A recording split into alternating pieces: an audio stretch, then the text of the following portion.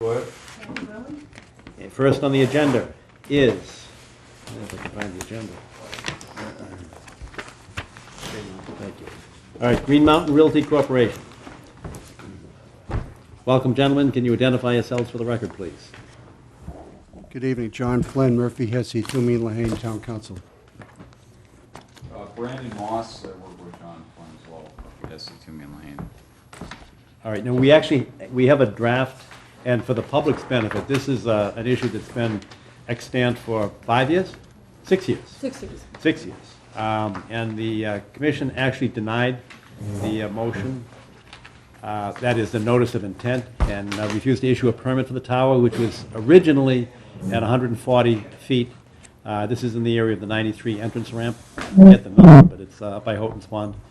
And this was litigated in the federal court. It was in the district court. It went to the First Circuit Court of Appeals. It went back to the district court, several more hearings, and we have now in our hands an order from the United States District Court judge that we are to issue the permit. We wanted to do so in a public setting, in a public hearing, in compliance with the state law, and we shall do so. And Mr. Flynn or Mr. Moss, would you explain, please, where we are? Mr. Chairman and members of the Commission, you summarized it accurately.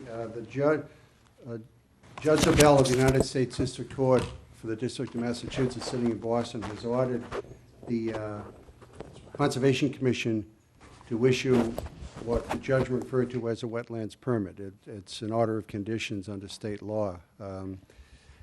That is an order of the court. The order said that it should be done without any debate, without any further hearings or meetings. The chairman, I think, correctly took the position that we have to hold a meeting under the Massachusetts open meeting law in fairness to the public as well as in compliance with law. But let me just read. On Monday the 15th, Monday of last week, Green Mountain Realty Corp. Submitted an amended plan to you folks, to the Board of Appeals, and to the Building Commissioner. That plan shows a 120-foot tower. As you mentioned, Mr. Chairman, the original application was for 140 feet. And let me just read you two sentences that are the nub of why we're here tonight. Within 30 days of the submission of the revised plans for the proposed PWCF, the MCC shall issue Green Mountain Realty a wetlands permit to allow for the construction of the PWCF, that's a wireless communication facility or a cell tower in the vernacular, proposed by GM of Green Mountain Realty Trust, as well as any other approvals and/or permits necessary to allow for the construction of the proposed PWCF.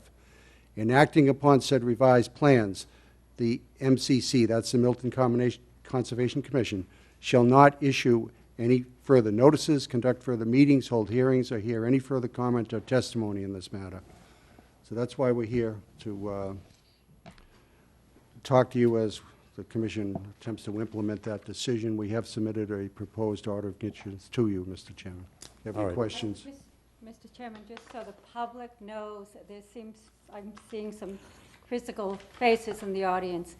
This is a cell tower that was proposed right on Route 128, right near Houghton's Pond. They came before us in 2009, extensive hearings. It was a split decision. Most people on the commission opposed this with the conditions. Myself and I think somebody else voted to allow the... I thought we all opposed it. No. There was an alternatives analysis that Yes, was not done? Yes, that's right. And they Finally. failed of the burden of proof? I forget what the vote was, but it was denied. At any rate, it was litigated in town council. It's been quite a bit of money spent on this litigation. The people ought to know that. It's been finally, basically, the town lost this. The federal judge, Zobel, finally said, after many appeals, that this tower is going to go in. So that's where we stand. There'll probably be a cell tower that'll be built in the foreseeable future. So that's what we're talking about. Mr. Chairman, just to put it in perspective, if you were to go up towards Houghton's Pond on your left, turn left on Blue Hill River Road, pass Eileen Road, Adian Road, that little development up there, and go down and turn right as if you were heading north on 95, which becomes 93. It's in a triangle of land that's between... Or south on 93. Yeah, exactly. North on 128, Yeah. south on... Right. We call it 128, yes, but if you take that right onto the access ramp to go onto 128, there's a triangle of land on your left. That land is owned by the Commonwealth of Massachusetts. They lease that land to Green Mountain Realty Corp., or they lease this site to Green Mountain Realty Corp. For the purpose of putting a cell tower. At that site, there are some other communications facilities as well. It's hard to see unless you're there, but it's within visible, it's visible to the Carisbrook Road neighborhood and to Eileen Road, Indian Road, Blue Hill River Road, those streets in that neighborhood up there. All right, so as a result of the court order, we shall issue the permit, but, and I'll speak for myself at this juncture, this is not a matter of discretion on our part, since we exercised our discretion some 6 years ago in denying the permit, but we will be in full compliance with the United States District Court and sign it. We're not voting. What's that? We're not voting. We have to issue the permit. No, We- based on, because we're gonna vote it down again. We don't have that option. I think we've been ordered to issue the permit, and to issue the permit, we have to endorse the order of conditions. But that's why I said it's not a matter of our discretion, because I think everybody, Arthur, you were not here at the time, but No, but I understand fully. we all voted against it. Actually, I voted for it, but. Did you? Yes, I did, yeah. Oh, so it was a split vote. It was a split vote. I thought a cell tower was that important and that eventually it would win out. And it was already a site that had a highway right next to it, so it was an unusual situation. At any rate, we're not discussing it again. All The right. judge told us we couldn't. We couldn't, okay, sorry. Any comments from abutters, members of the public? I guess it's not a vote, but we will endorse signatures to the notice of intent. And Mr. Flynn, I ask for your guidance on this, but I suggest that we append to the order of conditions the federal court order, so that the public will know that this was as a result of an order as opposed to the exercise of our That's free appropriate. and voluntary Yes. discretion. I- All right, That's fine.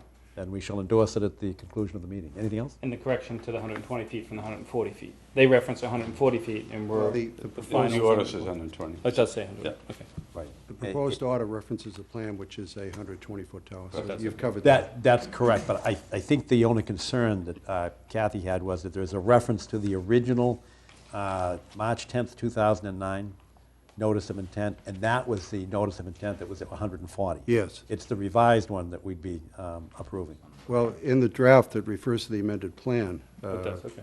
Brandon Okay. drafted that portion of it. That's correct, but we felt since the applicant was not required to file a new notice of intent, the starting point, this is still the case from the original notice, so we felt we had to reference it in the order of conditions, but you're right, the description of the plan is clearly the amended plan for 120 feet, yes. Just a very small point, Mr. Chairman, on page 11, the method of service, you can do it by certified mail, return receipt requested. In the draft, we do not fill that in, but you fill it. You have two options, either in hand or certified mail, return receipt requested. They're in New Hampshire, and I would recommend you take the second option. Page A1 of the site plan says 120-foot tall monopole, and item 8 references the current plans. All right, perfect. Thanks, Brandon. All right, so I've endorsed it.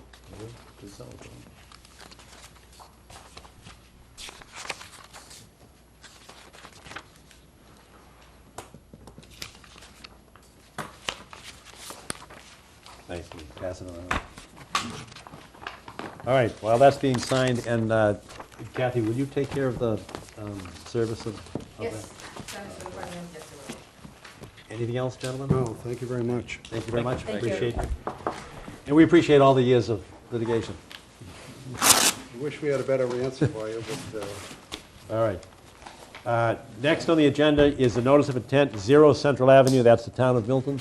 The town of Milton, this is the Henry's plant. It carries two designations. One is 131 Elliott Street, which is the private developer, and the other designation is 0 Central Avenue, which is the town of Milton. The town of Milton has requested in writing, as is appropriate, for a continuance, and the only issue that is extant for the town is whether or not we will issue the demolition permit, which we will, because we already issued one for the private developer. The condition for the private developer is that the demolition of the Hendry's plant be done simultaneously and in coordination with the town.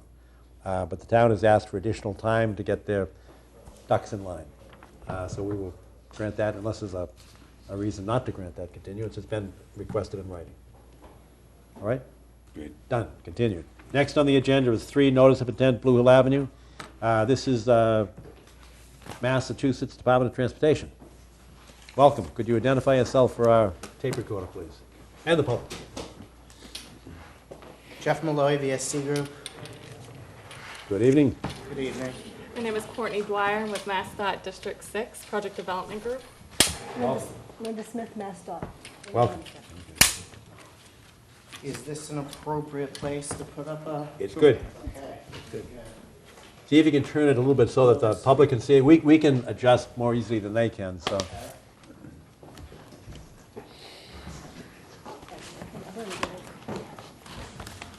How's everybody back there? Okay. Is it okay for audio if I get up near the Sure. board? Okay. I think they want you to use the microphone. Oh, sure.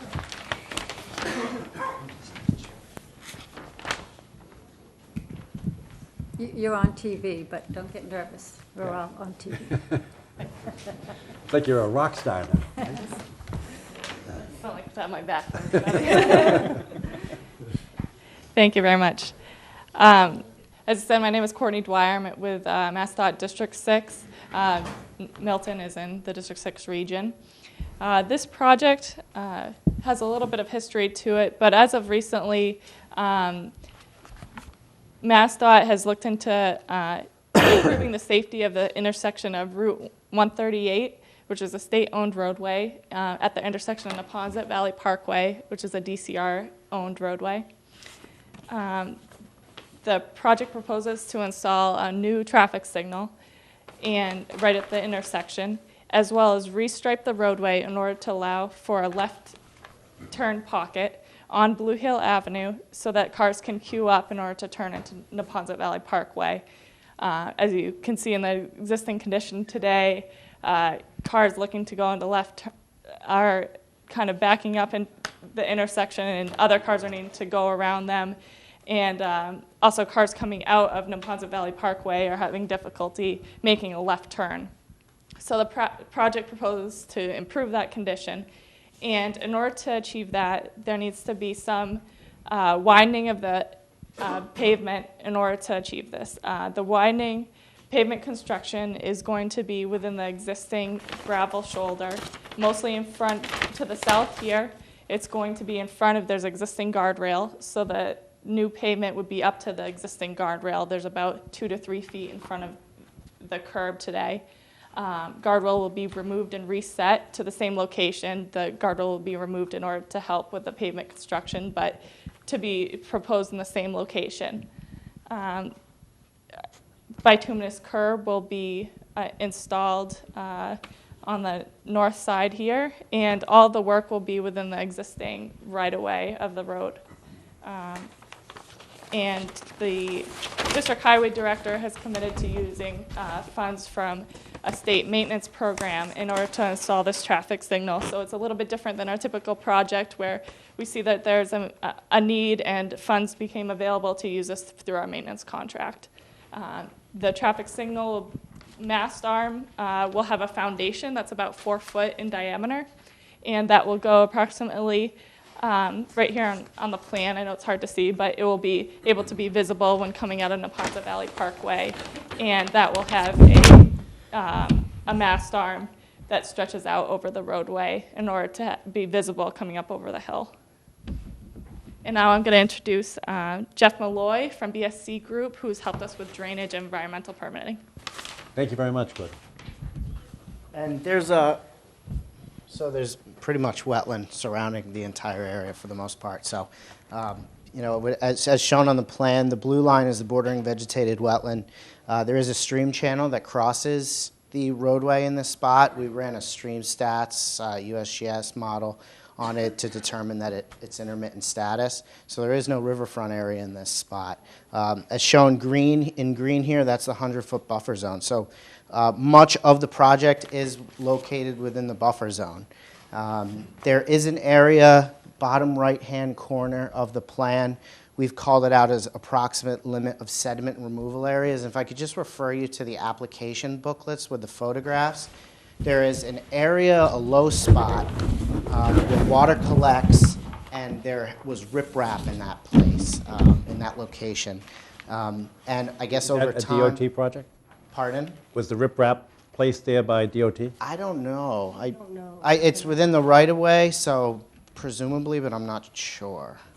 But I would say, I don't know the exact photo number. I want to say maybe it's photo number 5. But there's a photo of it, and we've proposed to remove, so photo 4 is that washout area, and you can see the residual riprap in that location. Photo 5 is some material that had migrated into the resource area. So that area is dry now. It may have some water in it after the weekend's rainfall, but it's been dry for the last month or so. They propose to remove that material as a restoration measure. So I guess if you have any other resource area questions or technical questions, it's very limited in this location because of an underground electric line that is apparently a Homeland Security issue. And I will let Mass DOT address that because I haven't really been in correspondence with them, but they won't tell us where it is. And therefore... They'd have to kill you if they did. Well, yeah, and I don't want that. A new intersection would be nice, but, so the catch basin, we can't install catch basins in this location, so we're really limited by... So you can't dig? Yeah, can't dig, no digging. Okay. So can you talk about improvements that you're going to make to the washout area? It's essentially, when it's dry, a gradol would just pull the material out. So what we did is we went out, and you can kind of see on the plan, we mapped out the area where we identified the sediment. So there are 2 circular areas, and we have a cross-section, section BB, that shows it. You know, it's rough, I understand that, but, you know, it was wet when the delineation occurred. So we delineated, identified it was there, went back when it was dry, and then identified the areas where the sediment was washed into. So, but it's a simple process. It's just pulling the material out. But that's not really an improvement. That's trying to take it It's back. restoring, yeah. It's not. It's going to wash out again. Well, and yeah, it's going so- to move back in again. Well, and they're gonna, so there's a cross-section here, the proposed swale. So they want to put the riprap material back in kind of a layered, you know, a layer of geotextile fabric, crushed stone, modified rock fill. So it's similar to the pre-washout conditions. There is I forgot to mention, I apologize. There is a paved swale, and that is in the photographs. That's photograph number 3. That is currently how the water drains directly into the BVW and stream. It's at station 46.25. So at almost, if you find the inlet to the stream, there's a paved waterway, and that's in the photograph. That's going to be removed. So the water's going to head northeast further down the hill, and it will wash overland through the rock fill swale, which unfortunately is currently washed out. Do you know the number of the closest house on the eastern side of? I don't. Is it in the accessory reference? This is where they put the pool in. This is Hemlock Drive. It's on the corner of Hemlock. Is that, that's a high up? Okay. Yeah, Oh, this is okay. that pool, the All right. swimming pool, literally right there. And their fence is common to this, the guardrail. 52. 52 Hemlock? Okay, that's right on the corner. It is. Okay. If y'all indulge us, we have a long history of trying not to approve, when unnecessary, a designation of either intermittent or perennial. It seems like everything that you're doing is within the 100-foot jurisdictional amount anyway. So we would generally, because some of our water courses are quite lengthy, and we try not to do a piecemeal designation as to what's intermittent and what's perennial. And I see on your 3.0, 3.1, second page, I don't see a number, where it says intermittent water course. Yeah, the stream stats, the riverfront area Right. determination.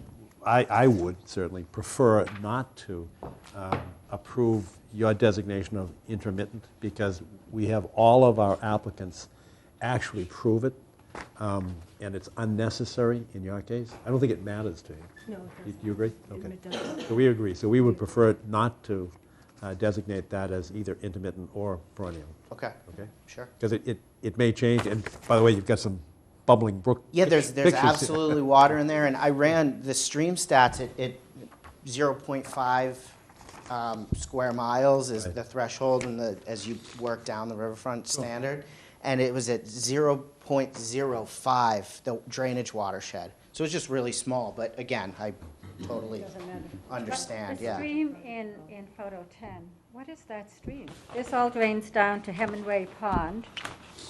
There is no stream on that side of Blue Hill Avenue. What is that stream? You have to look It's called a for it. mirage, Judith. What- Which photo? Ten. Photo 10. Yeah, so this is facing west beyond the outfall. So that is the area, if you, WFSB-11, that's the western side of the Okay. stream bank. On So that in this side. photo, Okay. the left side, the left stream bank was delineated. Okay. That's on The other right side wasn't delineated because it came off of the Okay. project area. Okay. Sounds like a good project. Sounds like it's being driven by public safety. You seem to have the appropriate protection in place. We would prefer it, well, I would prefer to look at it, Yeah. because we also have a history of approving the wetland lines. I'm sure they're accurate, but we usually go out and take a site walk. And I don't think the restoration, it doesn't go far enough, what you're talking about. You Right. know, it's minimal. Sure, yeah. We and- should try to do more to preserve that area, enhance that area, do something. Okay. You know, as well.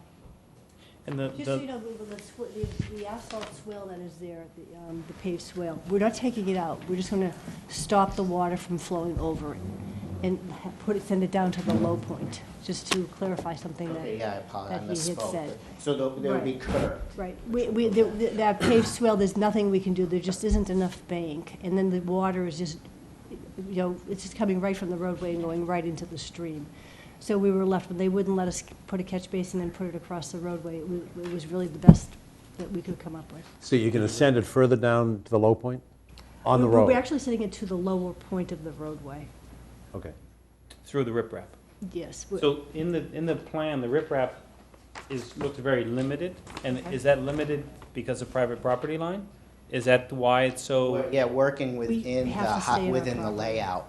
So it's really a tough challenge in this spot because there's very little, beyond the edge of pavement, Right. there's very little right of way to work within. Right. So it's, you know, To the south there in that area, it is the town of Milton's property. So, Oh, it is the town of Milton's Yeah. property. The other side is So- DCR. so to the north, that definitely, that's Yeah. one of our major constraints is the DCR property. But the drainage we're talking about is draining to the south. yeah, Correct. draining to this The side. drainage we're talking about. So, South and east. Yes, East, correct, yeah. correct. Yes, yes, yeah, correct. Yeah. so can we talk to the town engineers about encroaching? Because given the constraints that we're talking about, it would be nice to enlarge what they propose in terms of the riprap Yeah. to minimize kind of ongoing deterioration. Sure. Is that a cost factor for you? There's a cost into it that the maintenance contract, it does have a limit.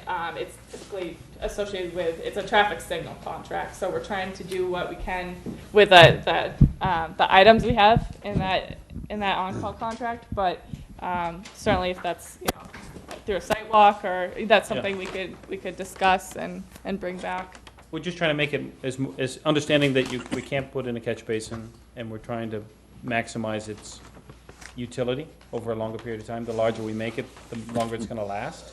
So yeah, we'd be open, I think we'd be open to discussing enlarging it, at least projecting it further off the road so that it slows the water down further.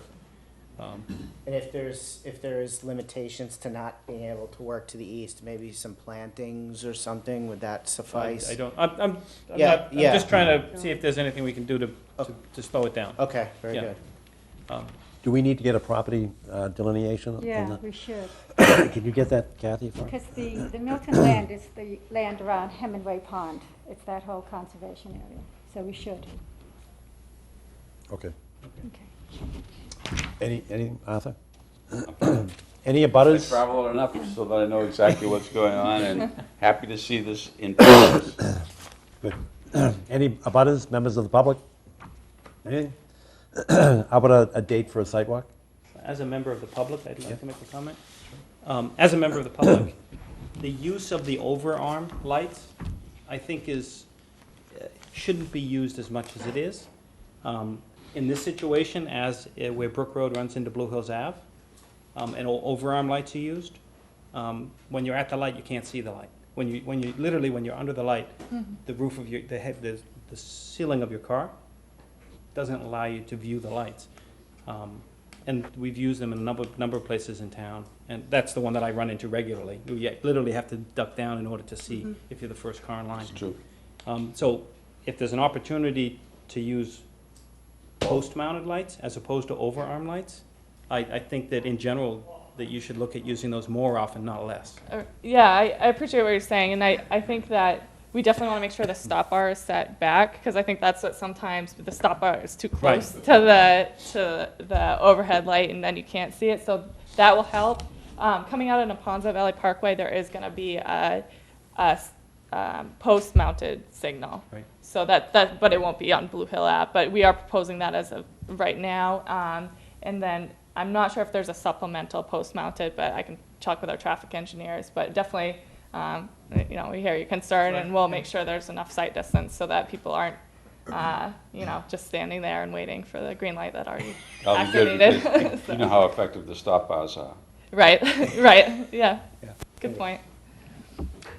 Date? This Saturday? You look excited. Sunday's fine. I'd have to look at the calendars. It's not particularly good right now.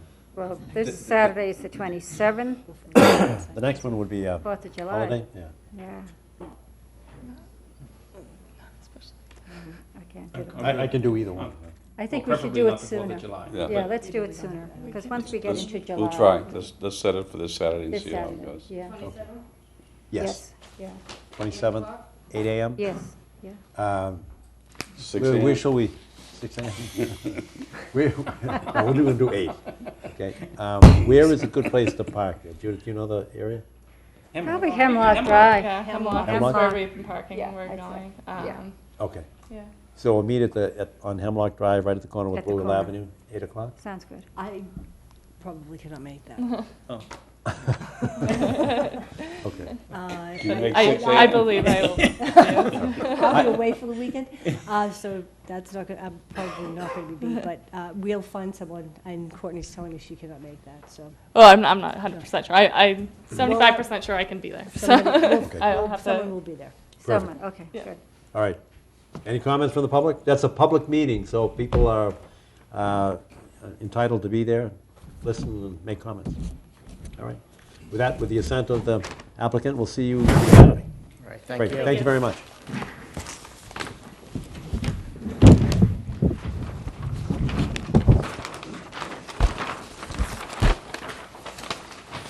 Next on the agenda, number 4, request for determination of applicability, safe routes to school. Glover Elementary School, Brook Road, Canton Avenue, and the Turner's Pond parking lot. This is also a Mass DOT project.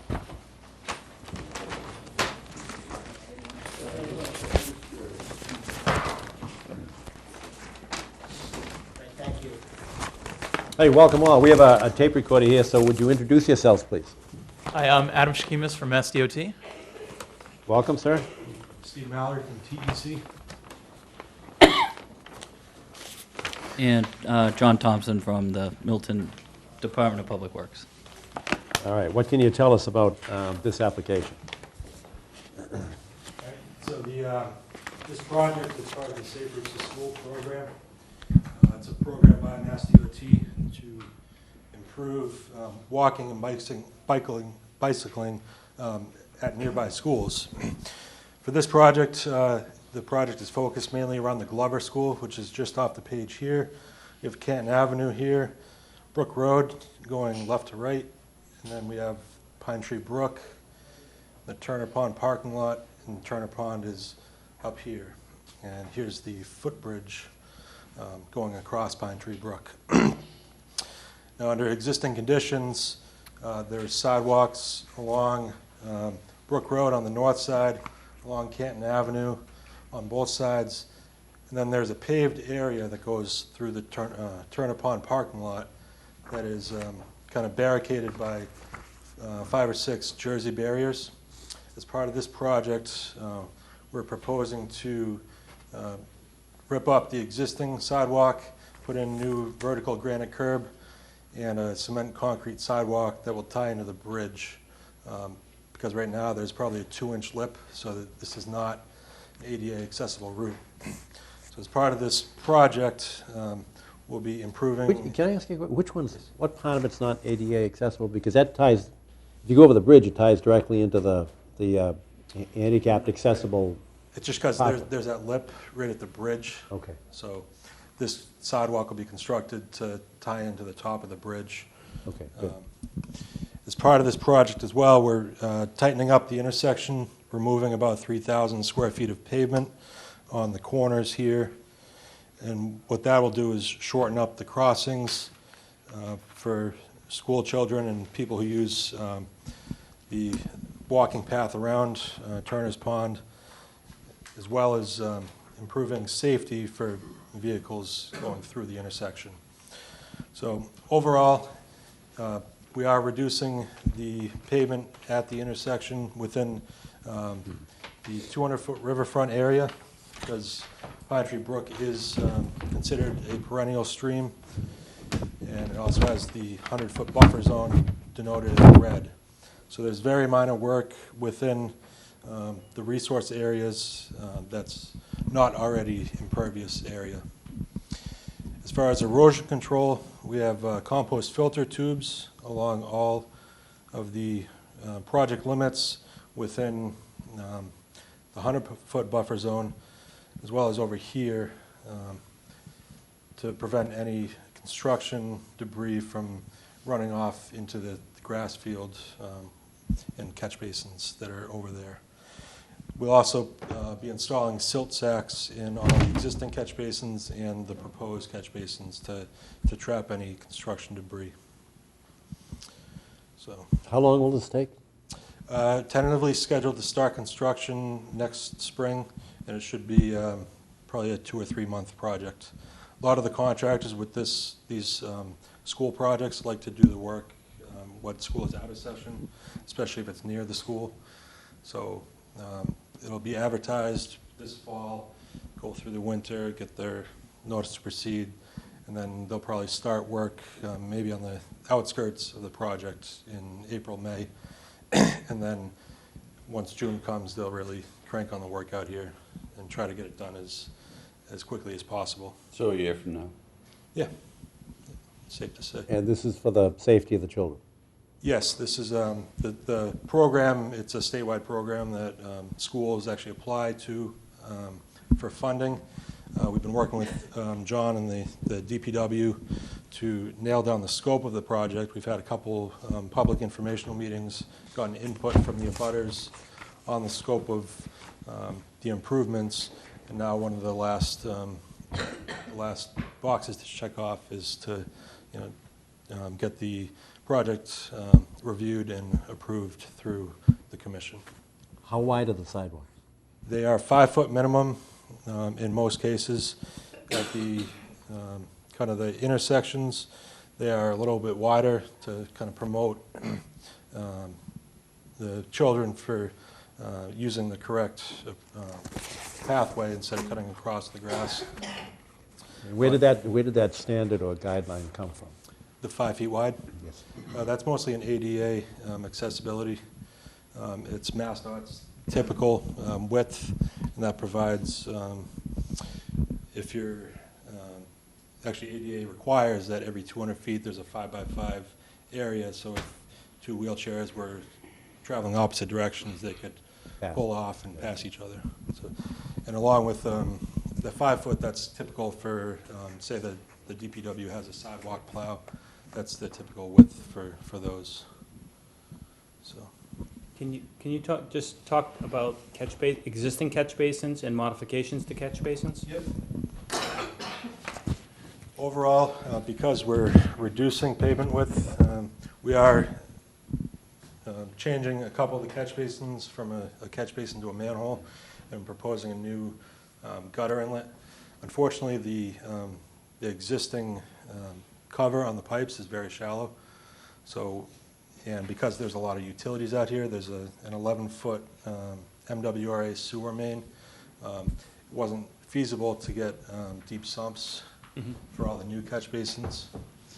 But there's, so down here, there's a couple, and then there's just tying this one in, and everything currently flows out through the grass field, and then there's an existing outfall that we're not coming close to. Okay. So Is there any oil separator or anything like that from the stuff coming off the road, or? Not typically. We could do hoods if the inverts work out well. Yep. But I mean that could be more of a question for DPW. I don't know if that's common within the town. If the catch basin of the structure is big enough for a hood and we can work around it with a catch basin cleaner, typically we will install them. We found that in structures that, the catch basin cleaner and the hood won't fit at the same time, Yep. they honestly Don't clean. do more harm than good for us anyway. Is it, you mentioned that the catch basins are high because they need to clear the sewer main. Yes. Is it possible to basically treat the last catch basin before the outflow as a receiver and feed everything else into it so that you can, because then you end up only putting in one deep one, and that you Right. you get to use the function, the hood of that to catch anything that's coming from the other ones, right? Currently, the catch basins will flow into existing, Yep. and then they all meet up at this manhole. It's kind of in the grass. Sure. So in That's all manhole, existing. yes, exactly. In manholes, we don't typically put sumps in them because if they ever fill up, then you could backcharge the system. Okay. So unfortunately, there aren't a whole lot of opportunities as part of this project. Sure. Yeah, I think it's a great idea to decrease the pavement. It makes everybody safer. About 7 years ago, at the Parkway and Canton Avenue, the state did that intersection, that major intersection, and you pulled the sidewalks so they came into the intersection more and grassed it. It's much safer to walk now, because now on the Parkway you walk and then you stop in the middle. And I think the traffic flows much, much better than it ever did. So I think this is a great idea. Could you talk a little bit about this? Is it a green strip in the middle of Brook Road on the left? Yeah. Down the center. Yes, down the center. That's an existing grassed median with the existing trees. We just showed it in green on here just to help identify it. That is not being touched. We are doing a mill and overlay, so we'll be grinding the pavement, and then new curb on both sides, as well as along the median. Uh-huh. And then down here, there's going to be a cobblestone nose on the island. Curbed? Curbed, yes. Good. And as well, down here, there's going to be a raised cobblestone median here. There's going to be a little cobblestone delta island to channelize the rights. And we're also proposing a landscaped kind of separator island on the parking lot. And what that'll do is prevent people from taking lefts out, which is, that's a huge safety improvement for the intersection. So if they did want to head back towards, say, the Glover School, they would come down, probably go down Vosis Lane, and just make their way that way. What about on the other side of Brook Road, this little pavement in the middle that's neither fish nor fowl? I mean, that's always, yeah. That acts actually as an indicator for drivers to slow down. What about planting trees in there or something else, so it's more pronounced, more visible? Right now, that's about 5 to 6 feet wide, so trees really wouldn't survive in that location. Is it practical to make it bigger, particularly at the intersection? I think that just where it's located on a curve too, it might potentially introduce a site distance issue if you were to plant anything That's another good point, John. in there. One of the major reasons they're adding the nose sort of on the existing median strip and sort of making the enhancements to the strip on the east side of the intersection is just to slow westbound traffic down as they're coming through into the intersection and approaching that crosswalk area. So honestly, I think planting that island might be detrimental to that goal. Yeah, I would agree with that. I'm down there periodically. My wife works at that school. You have school buses. It's also at night, the host for Gym Buddies program. I think you want to minimize any interference with visibility in that area altogether. We have found opportunities for landscaping, one being this corner down here. There'll be some low landscaping. I believe there's already a garden club. There is, yeah. The Milton Garden Club has their lily corner there and has for about 30 years. Mhm. So this could give them an opportunity to expand their area. Uh-huh.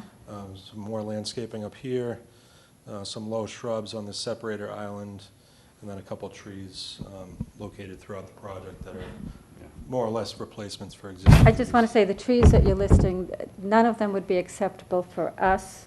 We want native trees consistently, native shrubs, and you're looking at a Kusa dogwood here that's Chinese, so we want native for the butterflies, for the birds, for the bees. All of the animals need native, so we'd be looking for native trees and shrubs instead. Okay, and we can work with John and the Sure. town if there's a list of preferred trees.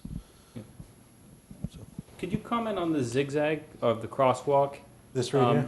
I find it odd that you would let people queue up on the median.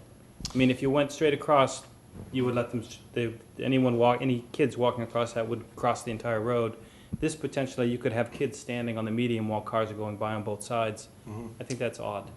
Within the median here, inside with 12-inch reveal, so it'll provide some buffer from the kids from getting out. But with this zigzag, what that does is really shortens up this, and then you're walking towards traffic, but you're protected with granite curb reveal. And there's also a crossing guard there during school hours. Sure. So the crossing guard will remain there. This design change that was vetted out with a lot of the abutters and the parents of the kids. So this is kind of what we had settled on as a design choice for this unusual geometry of the intersection. It's straight across now, isn't it? I know there's a crossing guard Yeah, there. it's but diagonal. straight. Yeah, it's diagonal. kind of diagonal like that. All right, this is, your wetlands is top of bank?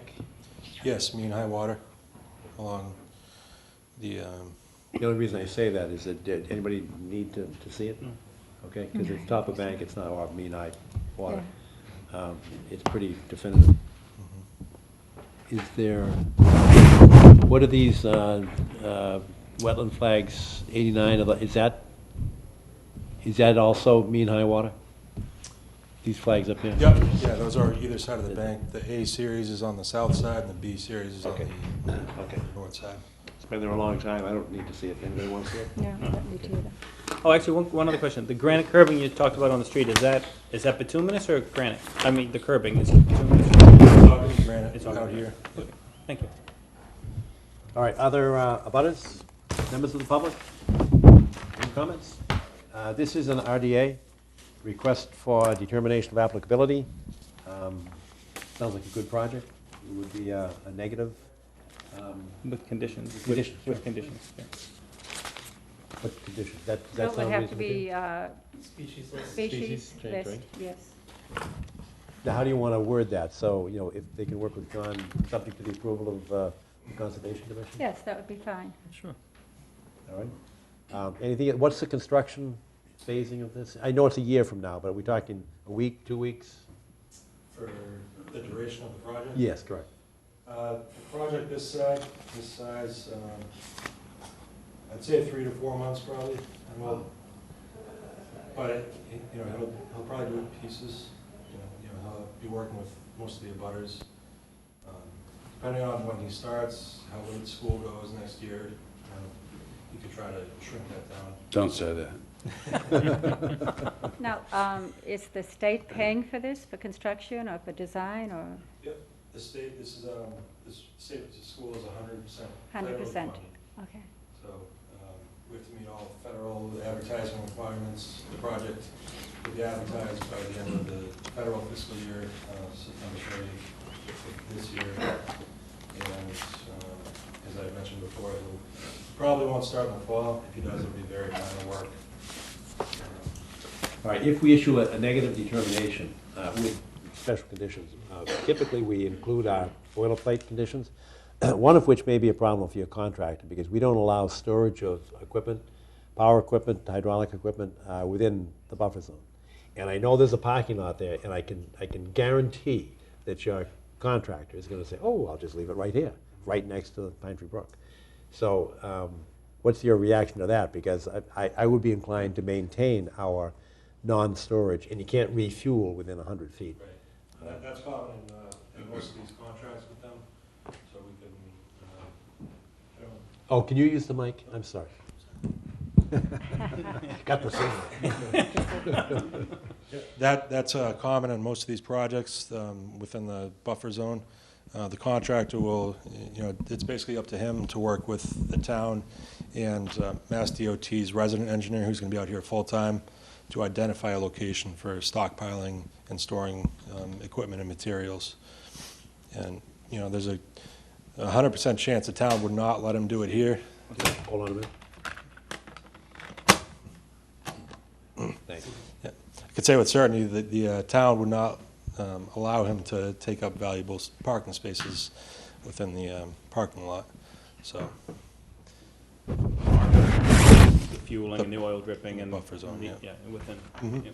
Yep, that can be I don't see that being an issue as a condition. All right, well, with those special conditions, including the change in, do you want to specify, or do you want to just let them get back to Kathy and then to you? That sounds fine. Let's do it that way. Does the town have a list of preferred species that's She does. published? It's up- No, it's but all we up here. should. We really should, shouldn't we? Yeah. That's next on our list of things Okay. to do. Well, will you, just so that, you know, Yes. we have a takeaway and they have some direction, would you work through Kathy, and Kathy can be sort of That sounds the fine. clearinghouse of information? Sure. Good, yeah. But it won't be complicated, and these are, you know, Yeah. readily available. Specifically, And our landscape department also has a list of Native native trees species and that they shrubs. tend to use. Yeah. A lot of times, like the Coosa dogwoods and things get put in there before like landscape really gets a chance to look at it. yeah, like this maple tree is invasive, it's native to China, it's They're so pretty. Which one is it? Is that the one? Everett maple. It's Oh. a small maple, it's lot of highly smells, yeah. disfavored, yeah. Highly disfavored. All right, with those special conditions, do we have a motion to issue a negative determination of the RDA? So moved. Second? Discussion? All in favor? Done.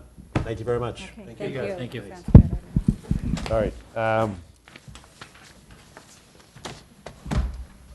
Next on the agenda, number 5, is 1383 Brush Hill Road. This is a continued hearing. Welcome, Mr. Hannigan. Thank you. And my apologies. I have been on trial, and I did get a message you called. I I apologize. assume that it was another matter, so we'll talk about it later. Okay. all right. Thanks.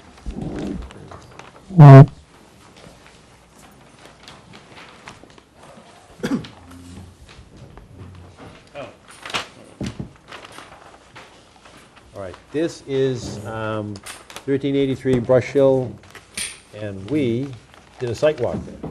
Right, And I know there are new owners. Can you explain where we are and what the status is? My name is Robert Hannigan, engineer for the new homeowners, Andrew and Angeli Hack, who are with us tonight. Okay, welcome. Welcome to Milton. And we submitted a plan that you had requested with the scaled version of the 40B line that's indicated in blue. The red was the one that was done by Goddard Consulting, and I show both 25 and 100-foot buffers for each. They're in red and blue. And as is noted on the plan, the new owners, the Hacks, will, is acceptable to have the most upland 25-foot and 100-foot buffer lines. So, Good. All right, and if you just give me a second, because I did see the map overlay, and I thank you for that. Not that one. Yeah, that one. And I'm looking at my notes here that I had typed up, because I think there were two issues, they're not issues, but they're just topics of discussion. One was the different lines, one was the 40B line, and the other was the one that you had most recently come up with. The red and blue. Right. But in addition to that, I thought we had kind of designated an area, and we had connected a couple of flags. I'm just looking at my notes here, and I thought it was yeah, we Bob did. Hannigan agreed to present a new plan showing the area in controversy, which extends south from Wetlands Flag 15, and then turns west to join Wetlands Flag 4. So it's 15 and 4. I'm not sure that I... Does that make sense to I'm you? not sure that I agreed to present the plan. I think I agreed, agreed to locate them and evaluate them and discuss with the Hacks. Okay. That was quite a variance from both lines. When we were out there, with our wetlands consultant, she identified a number of the upland species in the area that was questioned. She also did a couple of test holes for the soil, to show the soil. So that really, I think, at that area with the 3 flags and near the burning bush plant would have added 30 to 40 feet to the buffers.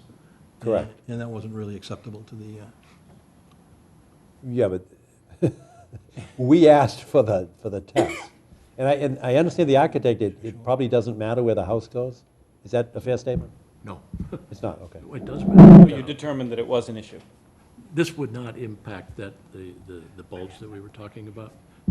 Our concepts are going to be up as far Upward. as we can get to kind of share the lawn that's part of the Piper estate. Sure. So Sure. we're at the ridge. Yeah. And that was the I wasn't trying to put words in your mouth, but that's the impression that, in our discussion That's on the correct, site. yes, Okay. yes. All right. Because we were, for your benefit, we were trying to avoid any issues, and sometimes it's easier to take the path of least resistance. But I am concerned because there were the 2 lines, but there was also that area from 15 to 4. And Bobby, am I correct that that was not tested? Or, I thought there was I going to be an located, I analysis of it. located it and I showed it on a plan, and we, But it's not on this plan. correct. Do you have I that have, plan? I have that, I have a copy of that plan. It wasn't acceptable to the homeowners. As I said, it was pretty arbitrary, and Well, we were all present, and actually, there were a number of upland plants identified, but there are also an almost equal number of wetland plants identified. So that's why we designated that area. And it was like a kind of a semicircle between the old flag 15 and the flag 4. yes, this is shown as an orange line. You can see the I see- burning I bush see, okay. designated. The line, the 3 flags that from 15 is a long line to a flag that was near the burning bush. And then there were 2 more down to flag 3, I think.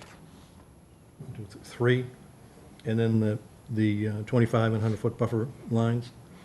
And I apologize, I can't recall the name of the wetland scientist that was there.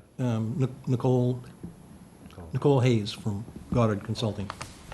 And I thought she was going to do an analysis of that section. Um, And by the way, so you don't get concerned, that we're trying to set the location of the resource area, but it doesn't mean you can't build something within the 100-foot zone. We do have a 25-foot. It does matter for the 25 feet, but it doesn't matter for the, I mean, it may or may not, depending upon what's being Yeah, done. do we need to reach this, John? Do we really need to discuss this in detail? We're not, are we certifying this? Yeah, Yeah, that's exactly. You were there, right? Yes, I was there. Right. I think we all were. I thought we said if it was clearly outside of the 100-foot, that we didn't need to certify it. but we Or don't did know where the, come- we don't know where the Where house it is. plan is proposed, so we don't know the impact. And then Well, the plan is open to we discussion. need, yeah, we will be filing a notice of intent Yep. with the house located, any grading. But I think tonight's task is to attempt to certify the wetlands line. Okay, does the expanded orange wetland line, based on the Conservation Commission site walk, affect anything with, relative to the house? It will, yes. Because of the 25-foot zone of non-disturbance, or because of the 100-foot? Both. Mostly the 25-foot non-disturbance. There were two professionals, the people that did the designation for the delineation for the 40B, and Nicole. And, you know, the lines are quite similar. There's a little bit of a variance. And I showed both of those lines, and we took the... Bob, there was no question that we asked for further analysis. We were all standing there together. We said, can you connect 15 to 4 in a circle and then just give us the analysis? And I thought Nicole said that she'd be glad to do that. And now you're asking us to ignore it? And if you're saying it impacts, is something proposed to be built in there, or some sort of, within the 20? There could be some grading within the, within that area near the burning bush. Possibly not, but, Well, do you have another plan that shows the location of the house? no, that will be shown on the notice of intent. Well, this is a notice of intent. No, it isn't. No, This is an ANRAD. Just the ANRAD? So do you want Is to, that just a mistake on the agenda? It was, yes. Okay. do you want to table this until the notice of intent? Why not? Yeah. Is there any reason why you wouldn't table this until the notice of intent?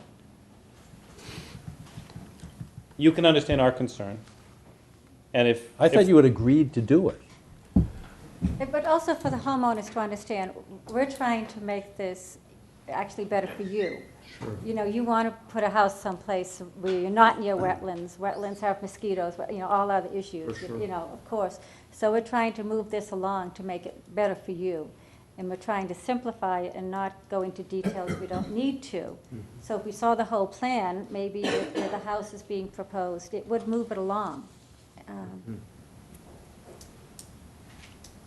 Are you open to tabling this discussion until we have the notice of intent?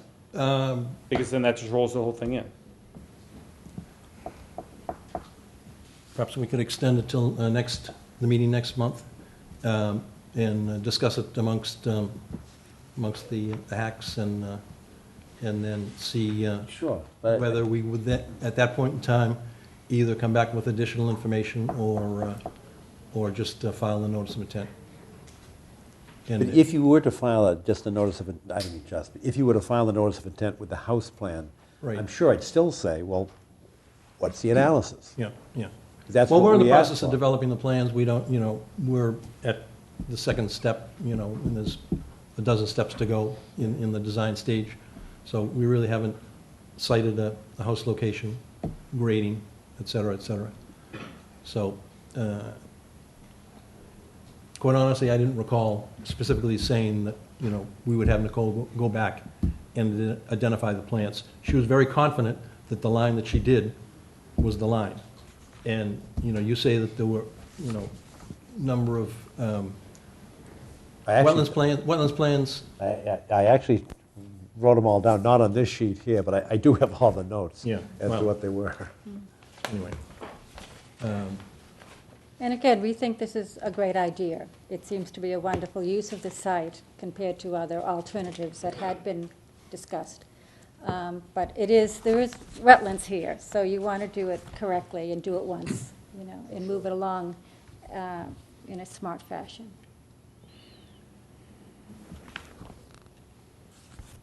Sensitive fern, skunk cabbage, woodland geranium, plethora, jack in the pulpit. And on the other side, you've got bayberry, apple, burning bush is upland, Virginia creeper. It was a very complicated site. I think the most complicated that I've seen in Milton. There was quite a mixture of species there. All right. Any comments from abutters? I just want to comment that the, You want to You have state to your identify name? yourself. I'm We know Randy who you Scott. are. I live in 75 Hemingway Drive in Oh, Canton. can you come forward because there's a mic that you need to use? Thank you. Could you introduce yourself again because of the mic? Certainly. Randy Scott, 75 Hemingway Drive in Canton. Half of our property is in Milton, and I live nearby.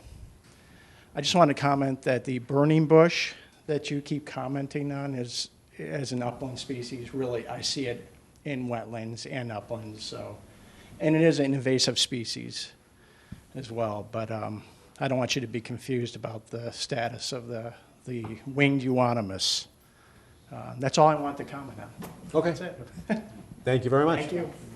Anybody else? If not a butter, member of the public? Oh, a couple more. Right, come forward. Dr. Hoff, nice to meet you. Anjali, hi. Denise Swenson, it's nice to meet you. Nice to meet you. Thank you. We're neighbors. Oh,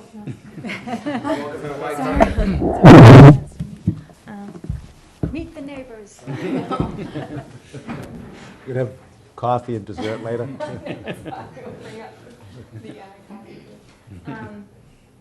So, Jenny Swenson, I live nearby.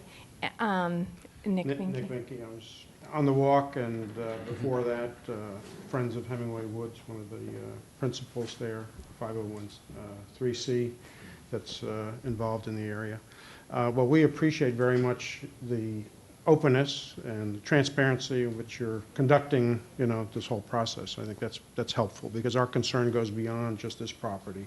There's a lot more land there, which will become probably subject of other conversations as the 40B site gets unwound, so to speak. So we appreciate this transparency, and I think it's helpful as we look forward to future meetings that may have to take place on other property. So with having said that, I think we appreciate how you've handled it, and we appreciate the nice letter you sent to Denny there, and your interest in keeping the area the way it kind of is, and it's pretty special area.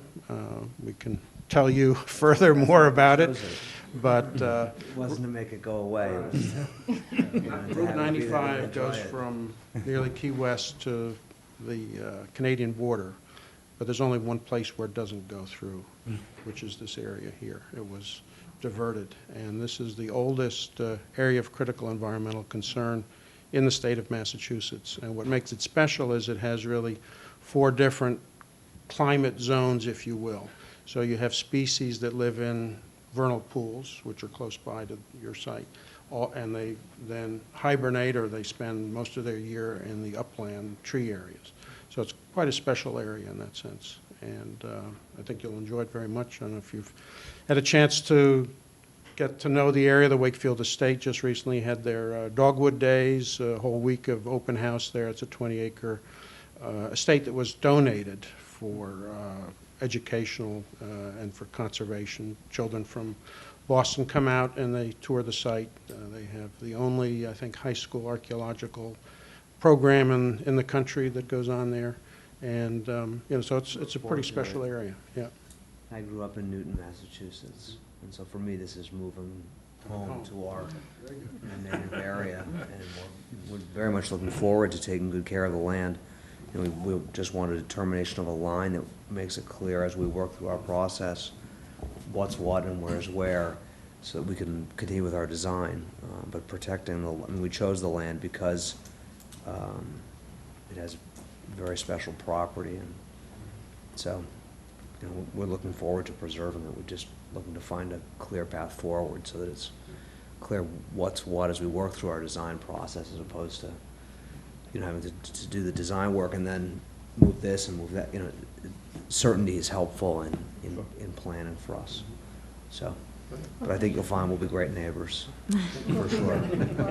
Conservation-minded Yeah, I neighbors. think Thank you- you yeah, again. that's right, you won't- Thank you. Thank you for This is reaching nice. out. No, It's nice to meet you. Yeah. This will be the I'm hand. so happy I was able to- Group hug, Happy group hug. Group hug.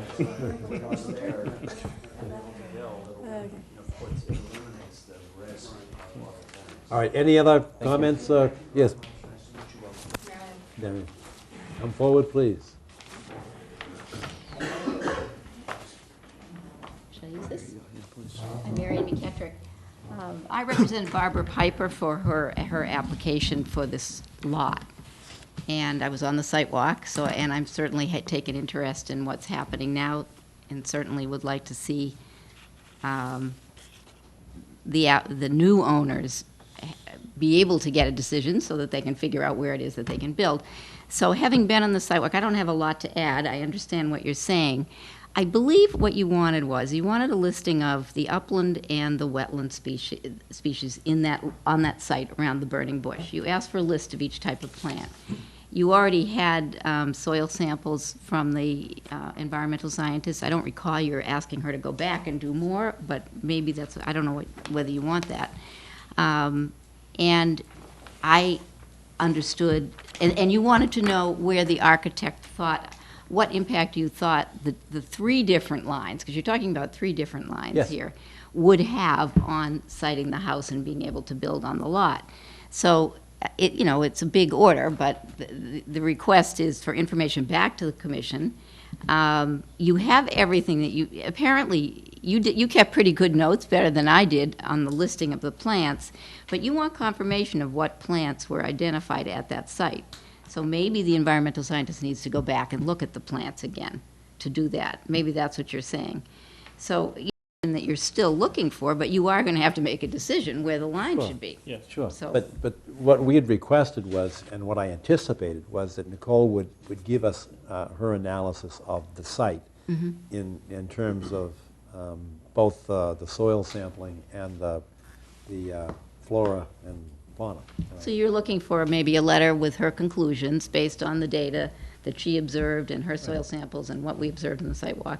Right. So I think that for the next meeting, to get this finished, you need a letter from her with her conclusions. The commission will still have to make the decision. But, Correct, yeah. but we were all present. I mean, if she just Yeah. says, oh, yeah, it's upland, that's really not going to help us, because she has to, You want an acknowledge the skunk analysis. cabbage and the jack in the pulpit, and what's the significance of that? Yeah. I don't have a magic formula, none of us do. So- But we need some guidance from somebody as to at what point it becomes a resource area to be Right. designated and delineated. So if she can get that analysis done in a letter to you before the next hearing, then each of you will have some information that you'll bring to the hearing. You can have your discussion, and meanwhile, you're going to continue to work on building plans. But you do need to know where the line is, I think. I agree. Prior even I to agree. going in for your application with the NOI, because that's a more detailed question of what work you want to do in what parts of the site. Right. And you want to keep out of the 25-foot area, so you need to know where the line is. Yeah, we do get, just for your benefit, we do get a little bit sensitive to the 25-foot non-disturbance zone. But we're pretty user-friendly. Bob will disagree with that, but I think we're user-friendly. I don't say that at all. No. We try to work with people within the 100-foot jurisdiction. It's not like there's some flat prohibition, you can't build a house there. I mean, people do it all the time. But it depends on, the kind of, or the sensitivity of the resource area that we're trying to protect. But we'll work with you. And that's why, and I asked your architect when we were on the site walk, does it matter? Because sometimes if you had 200 yards of land, it doesn't matter. You just move the house 50 feet, and it doesn't mean anything. So we try to avoid controversy if we can. Thank you. All right? So with unless there are other questions, with the assent of the applicant, we'll continue this until, when's our next Yeah, that's next meeting? year. The 14th. 14th of July? One clarification, in terms of that analysis that you're talking about, you're not talking about the entire site, you're talking No, no, about no. the orange zone. You're only What'd talking. you call it, the orange zone? Orange zone. It's the zone within. Yes, correct. With You are outlined by, correct. yeah. Burning So bush. we're not, well, it's It's around there. around the burning. It's That's around the correct, burning yeah. bush, right. So it's really, we're only looking for an analysis of the portion of the land outlined by the orange zone that you've indicated on here. Really, that in itself. You know, Yeah. I don't mean to be argumentative, but. Bob, you? But, as I said, stated before, you do have two lines that were done by professionals. So, I mean, upland of those lines, there was some wetlands plants and that were noted in your notes, and there were some uplands plants as well. And we will have Nicole back and delineate in that orange zone. But in my mind, you know, the most conservative of those two lines delineated by professionals shown on this plan really should be the line. But we will have Nicole go back and do as you request. Thank you. That's good. I appreciate that. All right, then we'll see you on the 14th of July? Absolutely. Great. Thank you all.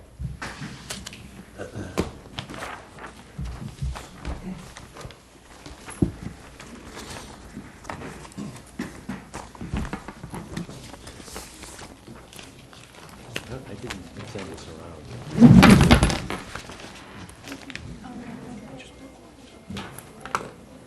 Oh, yeah, okay. I'll give you a call. Thanks, Bob. You're just good enough. Oh, good.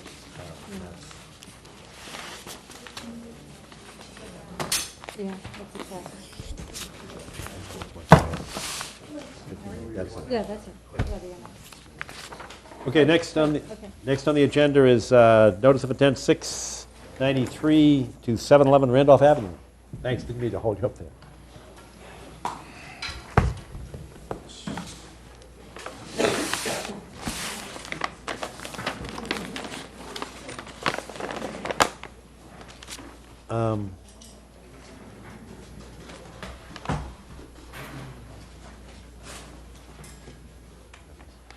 All right. Thank you very much.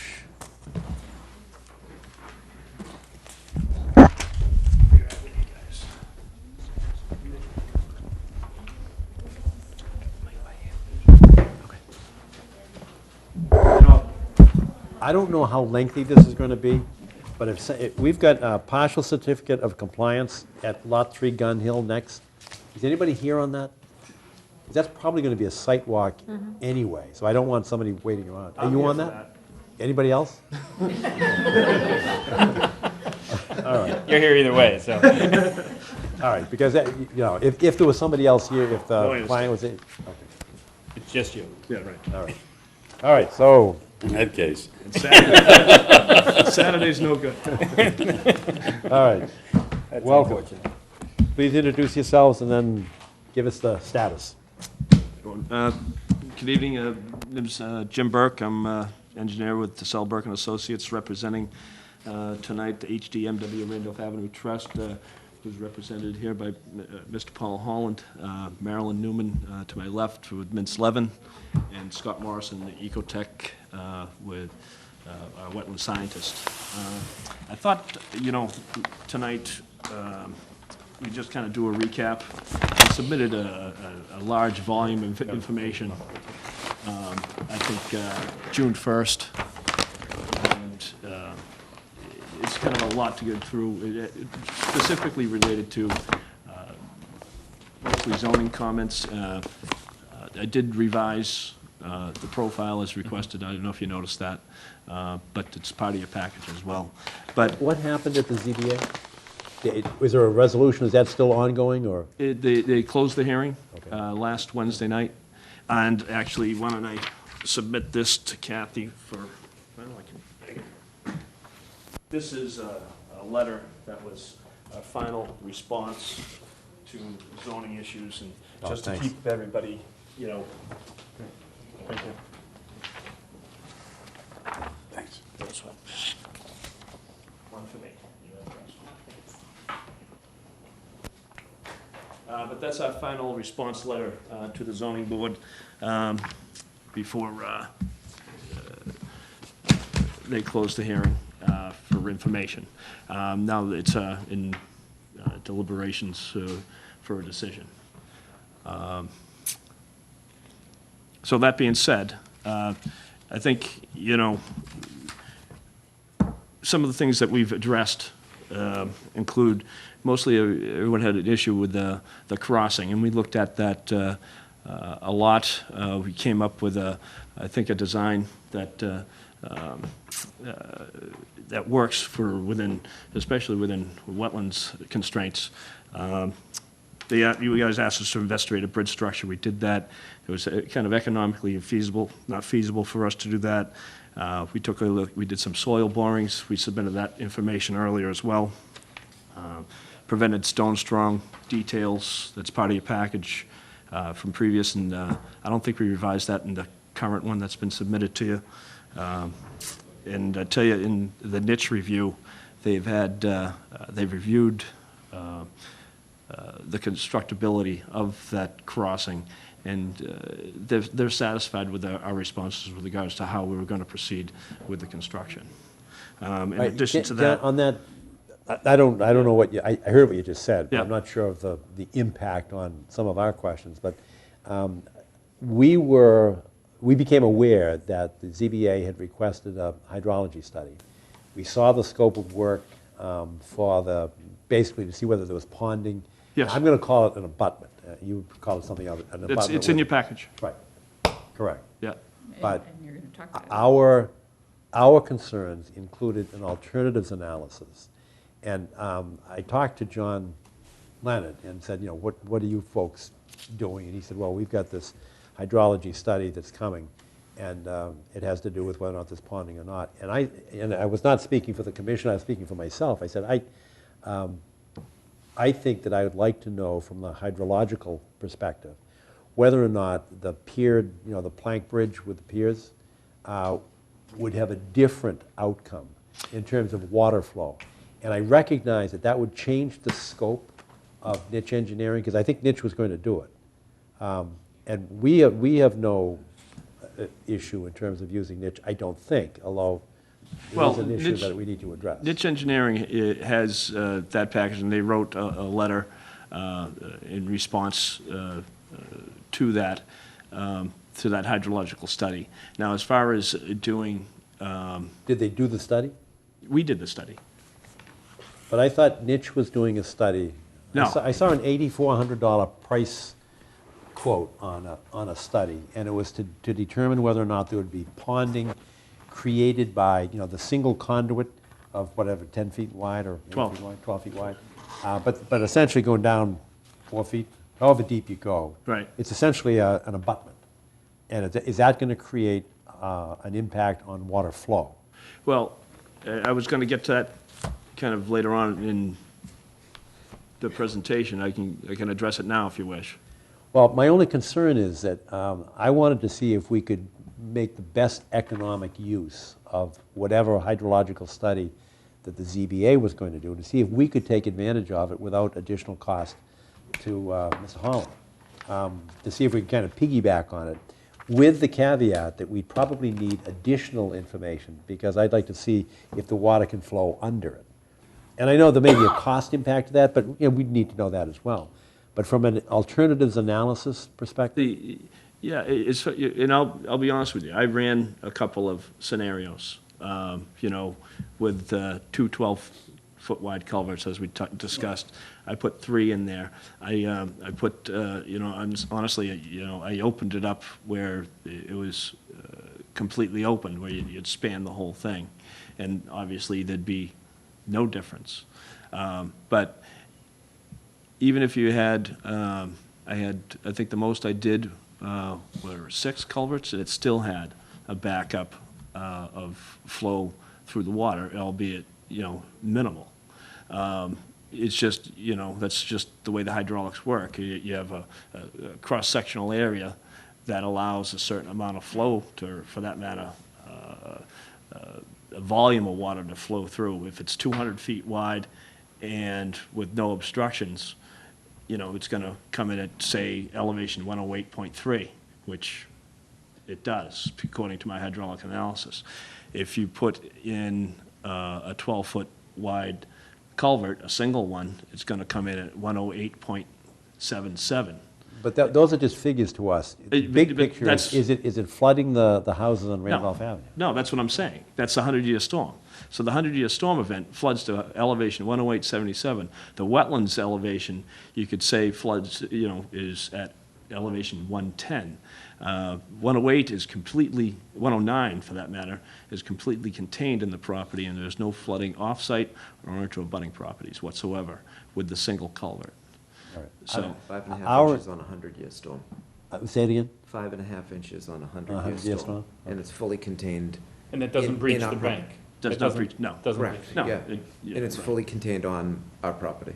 All right, now, and this is not to suggest that you're not 100% accurate, but what I had anticipated was that we would have a consultant. Now, I know the ZBA, they do a peer review under the 40B statute. We use, and I always get the statute wrong, and Marilyn, you can help me out on this. I think it's Chapter 53, Section 44B, or maybe it's Chapter 44, Section 53B. It's 44 and 53 are in there somewhere, and I probably have them reversed. But we do that on a regular basis. We ask the applicant to pay for our consultant, so they report to us.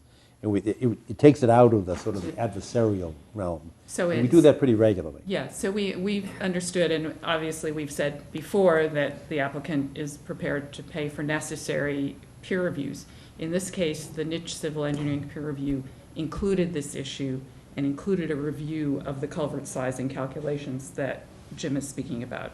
And I think we want to present them and make sure that we answer any questions, but I don't think there's a need for a new peer review on this issue because it was included in the niche peer review. And the niche The peer scope that I read did not include what I call an alternatives analysis. Niche's review of the culvert sizing calculations was included in the peer review that was done, which included, of course, the full peer review of all the stormwater calculations and many of the stormwater design issues that the Conservation Commission had already expressed some interest and concern in, and you had asked us to have a peer review, and we had said if the ZBA and the Conservation Commission can share the civil engineering peer review of the stormwater, that's good with us, and that's the way it went forward, and that peer review has been reviewing those issues. I can't tell you how many times I've discussed this, and the scope that I read did not include the pier with a plank bridge. May I say something? Yeah. So what you're talking about is they did the calculations of the stormwater flow. And we agree that we'd like to use niche to do that, to use that information as well as to do what John is asking for, which is an alternatives analysis to make sure that other options of how that bridge structure, the pier, the blockage, other options on how that are affected. So we're talking about using niche to do that work, to do what they've already done, but to slightly expand the scope to also include an alternatives analysis, which was not included in the niche review. And that's what we're talking about. So you're correct that Niche didn't do an alternatives analysis because Niche's job was to review the submissions of the applicant, which included the culvert sizing study that Jim would like to present to you tonight because that's a more recent submission and it is responsive to your concerns.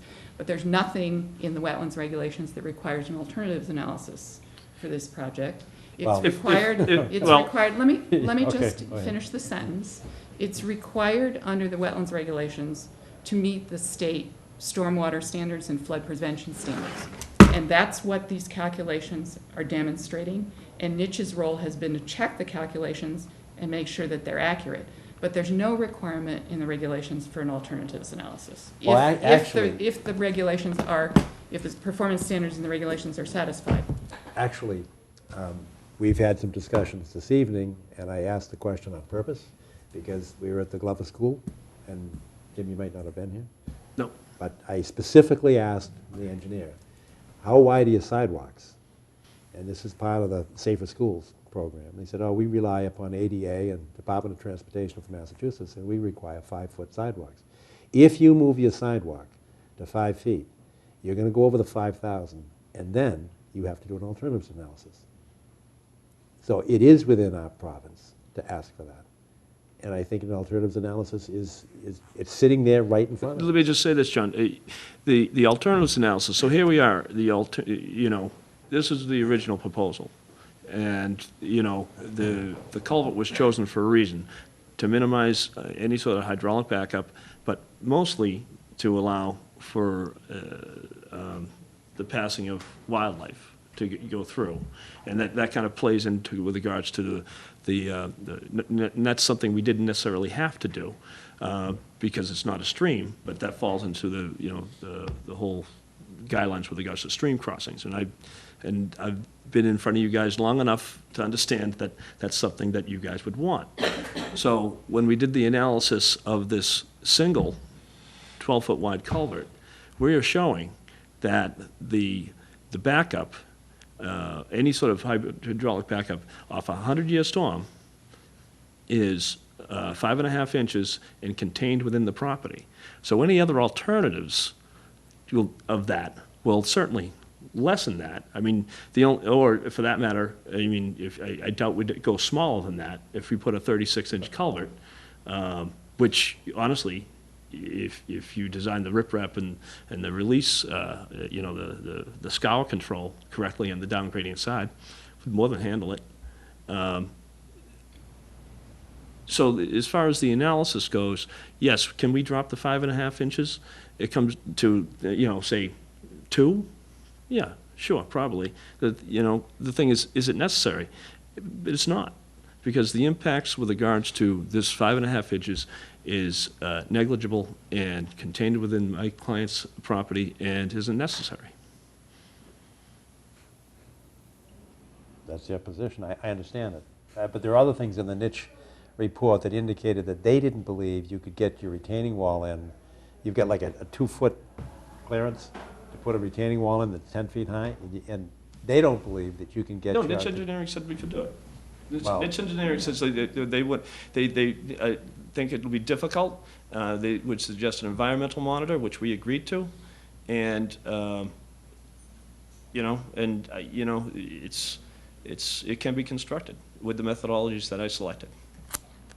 Well, I think we're entitled to ask for, to have a consultant, because I think you're going to get into the excess of 5,000 square feet. I don't know how you can get equipment into a 24-inch wide space to build a 10-foot wall. And it's, part of it is that tight. I don't see how you can get your equipment in there. So Mr. Burke actually prepared some things to present tonight, and I wonder if we might, this is a little bit hypothetical, this discussion, I wonder if we might let him finish the material that he wanted to present to you. Okay. Well, like I say, this has been a work in progress with regards to working with the commission and working with the ZBA and working with abutters and everybody else involved with regards to tweaking this project to get it to a point where it's better than it was originally proposed. And we are at that point. I mean, we worked with regards to the proximity of wetlands. We redesigned the parking lot to get that retaining wall outside that 25-foot buffer, and we eliminated 2 spaces on the end over in here. We recreated them internally, didn't create any additional impervious area, in fact, lessened it. And got all the structures, permanent structures, outside that 25-foot no disturb zone. And then we also talked about what else we did. The vernal pool issue, which I assume is, we addressed that. We hired a consultant for that, and we addressed that issue as well. So there aren't any vernal pools on the site.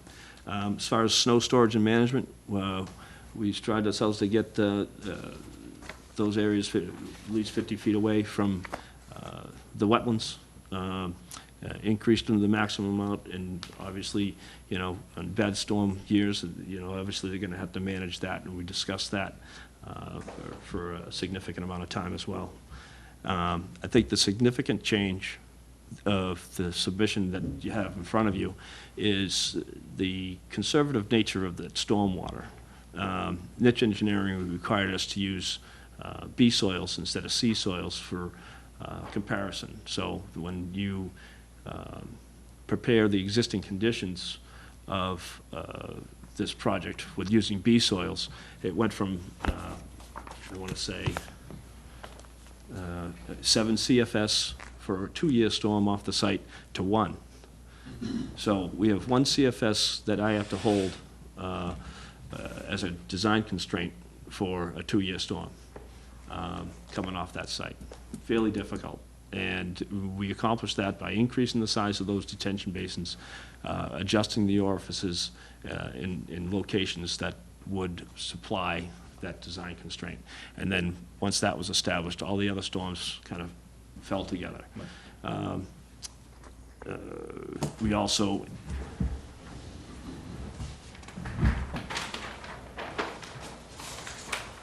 the level spread is 3 times as long now. Right.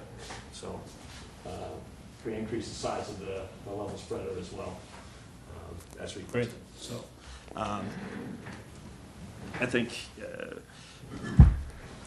and then it's from, we discussed the culvert sizing as well. They asked us to do an analysis. That also came from the Butters engineer from, I know her name, Janet Bernardo is the engineer. I forget who she works for. But she requested the same thing. And, and after you guys requested. So we pulled that together and developed a model that shows a slight reduction, as we discussed earlier, a slight reduction in heights for all storm events, 5.5 inches being the maximum for a 100-year storm. And that is less, the elevation of that floods to less than elevation 109, and 109 is contained within the site. So there's no flooding off-site. Everything stays within the wetland. And I'd say that concludes my testimony, or presentation tonight, testimony. Not too much ZBA, huh?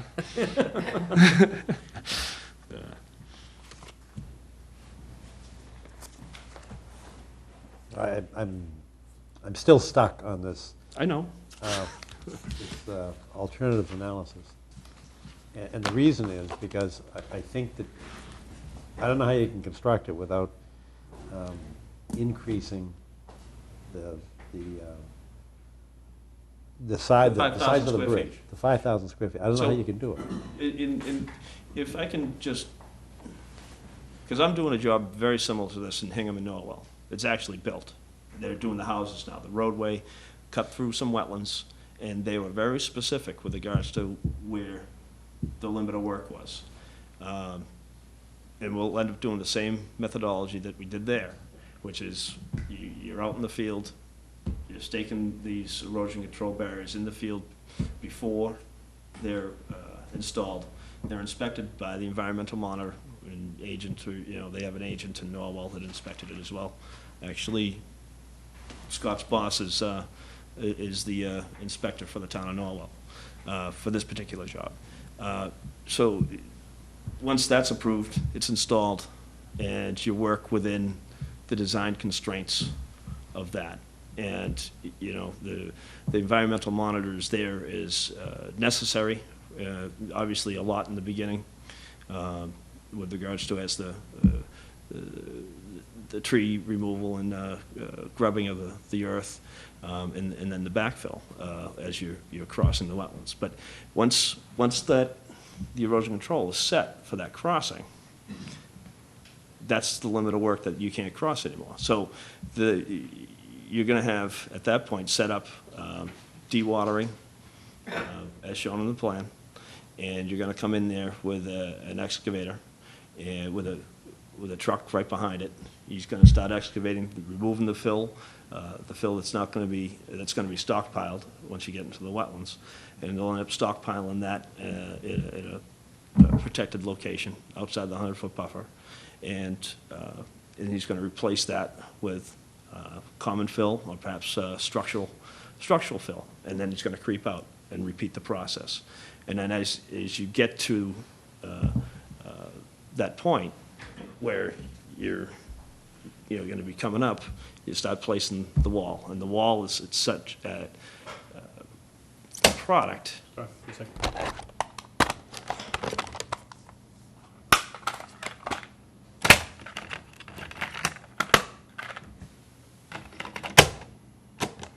Good.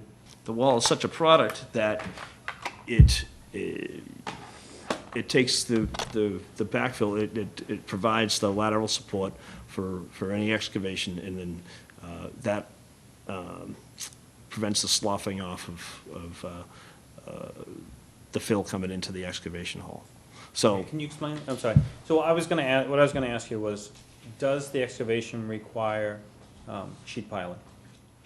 Because you're proposing to excavate 4 feet below the existing soil. 3, actually. Oh, 3 feet. 3 feet Well- below the existing soil. So in a width, within a footprint, within a width of 2 feet of the final width. Mhm. So you're talking about a 60% pitch on your excavation of wet material. So how are you doing containment without using sheet piles? Well, if we have to use sheet piles, we'll have to use sheet piles, Okay, but I don't. Okay, so you're saying Yeah. that might be part of the strategy? in We're order not, to- we're not moving the line, so. No, Yeah, but I'm just trying to, yeah. I don't think it's reasonable to think that you're gonna do an excavation like that without using sheet piles. It's gonna be, the thing is, we've done, 3 test borings in the area. I don't have the figures in front of me. The deepest, was like 3 feet, just, it was 34 inches, I want to say, of the loam and sub and muck, before you get to the hard pan. And there was another location where I think it was less than 2 feet. So maybe we'll run into a situation where, yeah, we're going to have to, put some sheet piling or some sort of the methodology to keep it from sloughing into the hole to be able to place that stone. But we're going to be moving so slowly across that I don't see that being an issue. It might be a concentrated little spot where you have to throw in, an 8-foot sheet. It doesn't have to go down that deep either. Right. So the construction itself, it'll be slow in the beginning, but once you get that first course down. Once you've got your sub, you're off and running, and you're Right. basically as fast as you can go. Right. But it's really, how do you get it in without? I mean, if we have to Sloughing use in. sheets, we'll have to use sheets. I think it's gonna be somewhat of a field decision once we get out there and Exactly. we see. Based on how much Yeah, you're getting it'd into. be almost like you'd have them on The hand, environmental because they're gonna monitor pretty will be short able to- sheets. Right, yeah. So. Yeah. But that's my fear, that field changes, and we're accustomed to the construction world. That's all I see is field changes, and people fighting over change orders and proposed change orders because of field changes. It never goes according to the original plan. I don't think I've ever seen a project. I don't think we wouldn't be changing the limits of our how excavation. do We'd you only, get- how we do you might get change our perfect? methodology slightly if we were gonna, like, drive piles versus. I mean, if you want to do soldier piles, if you want to do small little, like honestly, you could almost do like a picket fence if you wanted to, and actually, that's not a bad idea. Well, does that does that idea, let's say you're gonna put piles in, and you're gonna do a picket fence, Mhm. does that alter your calculations? Do your calculations assume that you have flow underneath the dike? What were you calling it? All the piers, No, what's the the concrete planks? Covert, whatever. Yeah. No, not the covert, but the wall that we're building. Oh, an abutment. I So if- referred to it as an Yeah, abutment. okay, so in your calculations, are you assuming that there's flow under the abutment? Or is 100% of the flow occurring through the covert? 100% of flow's going through the culvert. Okay, so however this compresses the ground, however we reduce the flow of water going underneath the abutment, 100% of the water is going through the culvert, so any of that underflow is irrelevant. Correct. Okay. So, but like I say, that picket fence is temporary. Yeah, you'd be you know. pulling it Right. all out. Yeah, so, and that, like I said, but I kind of like the idea. All right, other questions? Yeah. I have questions from the NIST report. Sure. Just in terms of the back and forth. They make reference to What do you want? I'm on June, which? June, they're both June 19th 29th. or 4th? Oh, I'm sorry, 19th. we got it. Oh, 4th, I'm sorry. This is June 4th. They're both dated June 4th, actually. The smaller of the two. I'm looking at page 6 of 11, item number 8. They make reference to a Massachusetts National Heritage Endangered Species as estimated priority habitat located on the down gradient side of the culvert. And you indicate that there is no such estimated habitat. I'm just, where did they get and they refer to a map, a constraints map, figure 1, which I didn't. Okay. Are you speaking about the abutters consultant Horsley Witten's letter, or the niche town peer review? I'm sorry, this is Horsley Witten. So this is a letter that was done for the abutters? Yeah. By an outside engineer? Yeah. No. That's not niche. This is to Selberg. No, This is the there's response. a response This is letter the from me for response to- both. I'm sorry, that's engineers. correct. My mistake. It's not niche. It's So it's Horsley number Witten. 8, you said? Yes, I was looking at number 8, page 6. This is the abutters. Horsley Witten, number 8. Yes. And it was my mistake. It was not niche. This is Horsley Witten. There's rare endangered species located across the street down gradient. Okay, so their references to something that's so far off-site that it's not pertinent. Right. Okay. If it were on the site, we'd have to file with Natural Heritage, but it's not on the site, so there's no filing Their requirement. response. Right, okay, but you're quoting from the. I'm recoding from portion of it. Oh, okay. I'm quoting from the first portion of it, the original question. Okay. And they've included their responses. Okay, so the comment there is it's so far down gradient that it's not relevant to the Correct. topic at hand. Okay. Correct. The second item that I had, in the next item, there's discussion of the down gradient culvert to receive the flow from this, that there's actually a reduction in the flow volume, but an increase in the flow. Other way. What? No, I thought it was there's a reduction in the volume, but there's an increase in the total, meaning that it's expanded over an extended period of time. Right, so there's not a reduction in volume, and there is a reduction in peak flow. Oh, that's okay, right. There's a reduction in peak flow, but the volume, the overall volume went up because you're doing detention. Right, and that's exactly what detention is. Okay, but my question is how is that relevant to the culvert downstream and its capacity? It's not. And what you're saying is as long as that capacity can handle the peak, the overall volume is irrelevant. Correct. That is point on. Because it's not going to cause you're not going to swamp the system. We're not surcharging that pond, even though, because you've reduced the peak flow. Correct. You're not going to surcharge the system. Correct. Sorry. I hate glasses. Call them cheetahs. Yeah. Well, on item number 10, and this is an item that I hadn't considered before. When we were talking about the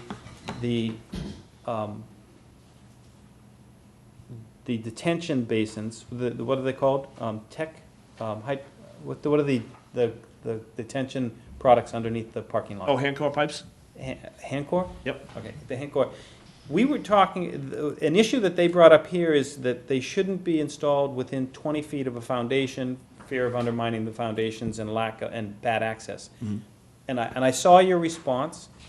My question is relative to the retaining wall, and does the introduction of the volume of water that we're introducing into the ground on the upgradient side of the retaining wall reduce the loading capacity of the retaining wall over time? Because, I mean, you think about California mudslides, it's because we're surcharged, in those situations, they're surcharged the uphill side, and therefore they've released it, and they've caused a situation where there's sloughing. Does the introduction of the water on the uphill side of the large, I'm thinking of this large 10-foot, 12-foot retaining wall on the downhill side, does basically loading that with water potentially cause a reduction in the capacity of the retaining wall? I would have to say no. I mean, that's not my gut. I know. What's that? That's not your That's not my gut. That's my gut. Yeah. But the reason being is that you're going to have the geotextile fabric shooting out from all those layers. That's gonna grab onto the soils. And the only time, when you have, soil failure is kind of flowing with the water. The perk rate for these soils are better than I thought it was gonna be. Yeah. But still, you're looking at rates, I think, 0.52 inches per hour. Yeah. So, I mean, that particular flow, for that to carry soil, I don't know that it needs to carry. My problem is that I don't know that it needs to carry. If you've increased the saturation level of the soil, so it becomes that's plastic. you plasticize it. If you plasticize it, at what point what does it take to plasticize the soil on the uphill side of the retaining wall? And does putting these retention devices, does that actually push you closer to that limit, to the point where it's a concern? Well, I don't know the answer to that. And I don't either. And I guess my answer would be is that we've hired Gary Teal. Well, we haven't actually hired. We got a proposal from Gary Teal to do the retaining wall design for the site. And Mr. Teal is the owner and proprietor of Stone Products. Of that system? Yeah, of that system. Okay. And he has the site plans, and Can you give us a letter that says that it's he doesn't need to figure it out. He just needs to tell us that it's resolvable. Sure. Right? Just tell us that this is an issue that can be resolved within the system, in the design. If it means they have to go deeper with the fabrics, whatever or for that matter, use different material. maybe and- use a different material, Yeah. or stake it, or something else. Right. Yeah, tiebacks. Right. Yeah. Just to say that it's resolvable. Sure. That's, I don't need to know now how they're gonna resolve it, just. Right. Okay.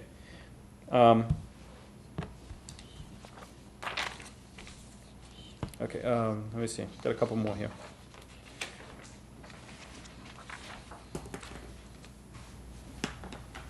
The gradient plan, they talk in their evaluation, they talk about the redirecting of the upland, of the off-site water flowing across the site. And the response was that the grading plan redirects that around the new construction. Correct. The calculations that you've done concerning the flow into the wetland take into account all of that flow as part of the peak, and therefore that discussion is irrelevant with the exception of erosion. As long as you're controlling erosion, that volume of water is, that you haven't changed the tributary area. No. You're just rediverting the water, and as long as you're dealing with erosion, it's not an issue. Correct. Okay. That's what I have.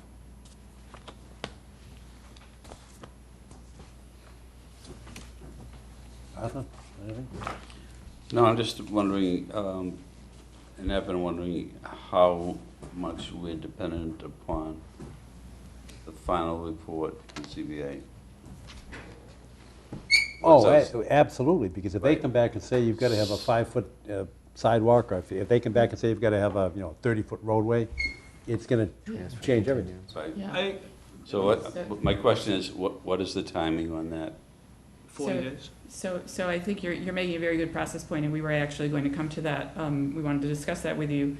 There is a 40-day period now for the ZBA to deliberate, and then they have a 14-day period to actually write their permit with conditions. And we would like to suggest, therefore, that this hearing at the end of tonight be continued to the September meeting, because we think that will give enough time for the ZBA to completely conclude its process, and it will make more efficient use of your time, that we can come back at that point and really know what all the details are. That's right, John. Yeah. Makes sense. Makes sense. But before we get to that point, I'd like to ask for, and Judith, do you have any questions? Well, I think the point that Natural Heritage is in the process of reevaluating, their areas as we speak. So they're definitely on the other side of Randolph Ave and slightly south. And within the next month or two or 6, it could be seen that in fact, and for us this is essential, because if it is an area of a special concern or rare species, then that's exactly what we're here to protect. So I'd like to see, I'd be very interested in seeing when their further review is coming in those new maps. So those new maps have been promised since 2009, and we know that they've done them, and they are just sort of holding them for release. There's no definite release. I mean, as far as I know, Scott, there's no definite release date. But everything that we've heard, and when we've heard about particular locations on the maps, everything we've heard is that they've pulled the areas back, their priority and estimated habitat areas, and generally made them smaller and more defined, not bigger. So I don't think we have any reason to think that that's going to be different here. I wouldn't anticipate it being enlarged. I think and we it have may, no way of and, knowing. and I wouldn't be surprised if Natural Heritage doesn't issue those maps for several months, even potentially into next year. I think the governor has asked for like a review of a lot of the regulations, and that process goes into, I think, 2016 before getting signed off. So it's conceivable that the next map comes out long after, could be next year. So it could be potentially after, this meeting would be closed. But I wouldn't anticipate, I'd be shocked if we came back and Natural Heritage had mapped something significantly different than what's currently mapped across the street and further down gradient. All right. Any questions from abutters, members of the public? Anybody? Come on up, Joe. Can I use that one? Joe Mullins, 300 Highland Street.